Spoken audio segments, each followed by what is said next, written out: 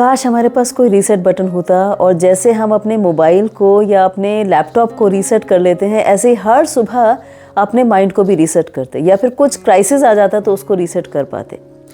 अब सच कहें तो ये रीसेट बटन इसीलिए चाहिए क्योंकि हमारी एनर्जी बहुत ज़्यादा ड्रेन आउट हो जाती है इन्हीं सब वजहों से, और फिर हम कोई ना कोई ऐप डाउनलोड करने की कोशिश में लगे रहते हैं कि कुछ तो बदल जाए लाइफ में। देखिए, ये सेम प्रॉब्लम जो है ना, ये 5000 साल पहले अर्जुन को भी थी, और उस टाइम भगवान ने वो रीसेट बटन ऑन करके अर्जुन की प्रॉब्लम को सॉल्व किया था, और वही रीसेट बटन भगवद गीता में दिया गया है।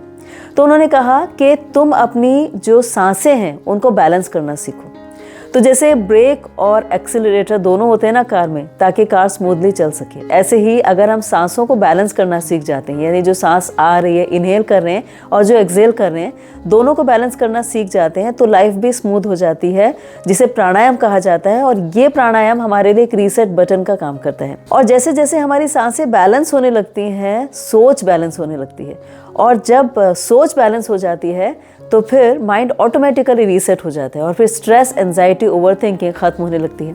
अब ये बैलेंस करेंगे कैसे, ये भी सोचने की बात है। तो जैसे ही स्ट्रेस हो या इमोशनल बर्नआउट हो तो 5 मिनट के लिए कॉन्शियस ब्रीदिंग कीजिए, और इसके लिए एक टेक्निक है 478। 478 का मतलब होता है कि आप इनहेल कीजिए, यानी सांस अंदर लीजिए 4 सेकेंड के लिए, उसे होल्ड कीजिए 7 सेकेंड के लिए, होल्ड मतलब रोकना है सांस को 7 सेकेंड के लिए, और फिर एक्सहेल यानी निकालना है 8 सेकेंड के लिए।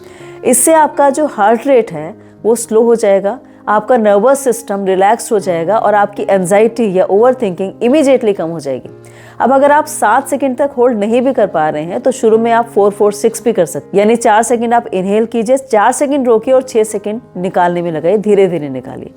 अब ये जो रूटीन है ना, ये रूटीन सिर्फ हमारी फिजिकल बॉडी को ठीक नहीं करता है, बल्कि एक स्पिरिचुअल ऑफरिंग भी है। तो ये भी एक पावरफुल तरीका भगवद गीता 4.29 में भगवान कृष्ण अर्जुन को बता रहे हैं कि अगर तुम ऐसा भी करते हो तो भी तुम अपने आप को बैलेंस कर सकते हो। वैसे जो ब्रीदिंग है उसको अगर आप ब्रेक करें तो उसका मतलब हो गया balance regulates emotions and thoughts harmoniously, यानी BRETH। तो इसे अगर आप समझ जाएंगे तो भी आपकी लाइफ की बहुत सारी प्रॉब्लम्स भगवद गीता के थ्रू सॉल्व हो जाएंगी।